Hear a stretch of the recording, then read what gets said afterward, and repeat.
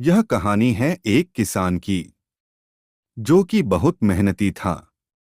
वह बड़ी मेहनत से खेतों में अनाज उगाता था और उसकी देखभाल करता था, पर अक्सर ही उसकी फसल खराब हो जाती थी। कभी सूखा पड़ जाता, कभी बाढ़ आ जाती, या कभी तेज धूप और कभी आंधी। कोई ना कोई वजह से उसकी फसल खराब हो ही जाती थी। दोनों किस पेड़ के नीचे बैठकर अपनी बर्बाद हुई फसल को देख रहा था, और तभी वह गुस्से में आसमान की तरफ देखकर भगवान से कहता है कि मालिक, आपको सब बहुत महान मानते हैं और सबसे ज्यादा ज्ञानी मानते हैं। कहते हैं कि आप सब जानते हैं, लेकिन मुझे ऐसा लगता है कि आपको कुछ भी नहीं पता। मुझे यह लगता है कि आपको तो यह भी नहीं पता होगा कि फसल कैसे होती है। अगर आप यह जानते होते तो हर समय जो बाढ़, आंधी और तूफान आते हैं वह कभी नहीं आती। आप नहीं जानते कि कितना नुकसान होता है। अपनी बर्बाद हुई फसल को देख रहा था, और तभी वह गुस्से में आसमान की तरफ देखकर भगवान से कहता है कि मालिक, आपको सब बहुत महान मानते हैं और सबसे ज्यादा ज्ञानी मानते हैं। कहते हैं कि उठाना पड़ता है हम किसानों को। अगर मेरे हाथ में शक्ति होती कि जैसा मैं चाहूं वैसा मौसम हो जाए, तो फिर देखना मैं फसल को कितने अच्छे तरीके से उगाता हूं।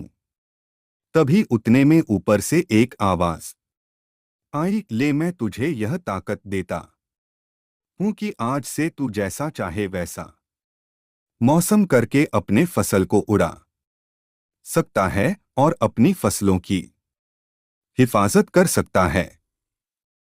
एक दो दिन गुजारने के बाद किसने फिर से अपने खेत में गेहूं की फसल उगाई। अब किसान के पास तो शक्ति थी, वह जैसा चाहे वैसा मौसम कर सकता था। तो किसान ने आंधी, तूफान और बाढ़ कुछ भी उसने अपने खेतों पर आने नहीं दिया। किसान ने अपनी फसलों को बर्बाद होने से बचाया, और उस साल उस किसान के खेत में ऐसी फसल हुई जो पहले कभी नहीं हुई थी। मन ही मन किसान बहुत खुश हो रहा था, और साथ ही साथ यह सोच भी रहा था कि भगवान को बताऊंगा कि इसे कहते हैं शक्ति का सही इस्तेमाल। कुछ दिन और गुजरने के बाद फसल काटने के लिए तैयार हो गई। किसान बड़े उत्सुकता के साथ फसल को काटने लगा, पर जैसे ही उसकी नजर गेहूं की बोलियां पर पड़ी तो वह हैरान हो गया, क्योंकि उन वालियों में गेहूं के दाने ही नहीं थे। गेहूं के एक भी बाली के अंदर गेहूं का दाना ही नहीं था। सारी बालियां अंदर से खाली थी। अब वह किस बड़ा परेशान हो गया, और फिर से भगवान को पुकारने लगा। वह जोर जोर से चिल्लाकर यह कह रहा था, भगवान, शायद तूने मुझे कोई सजा दी है। तभी ऊपर से आवाज आई कि मैंने तुम्हें कोई सजा नहीं दिया है, बल्कि इसकी जिम्मेदार तो तुम खुद हो। तुमने अपने पौधों को संघर्ष करने का मौका ही नहीं दिया। ना तो तुमने उन्हें आंधियों से जूझने दिया, ना ही तेज बारिश से सहने दिया, और ना ही धूप में तपने दिया। एक भी चुनौती का सामना तुमने उन्हें नहीं करने दिया। इसीलिए सारे पौधे अंदर से खोखले रह गए। जब आंधी, तूफान, तेज बारिश और धूप पड़ती है, तभी यह पौधे संघर्ष करते हैं, और इसी संघर्ष से ताकत पैदा होती है। जिसमें पावर होता है, एनर्जी होती है, और इसी संघर्ष से गेहूं का दाना बनता है।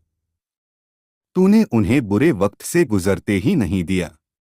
जहां उनका बनावट होता, सारी बालियां इसीलिए खोखली रह गई क्योंकि तुमने अपने पौधों को संघर्ष कराया ही नहीं।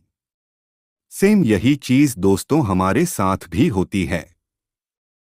इस कहानी से हमें यह सीख मिलती है कि बुरा वक्त जो होता है, जिसे लोग संघर्ष कहते हैं, स्ट्रगल कहते हैं,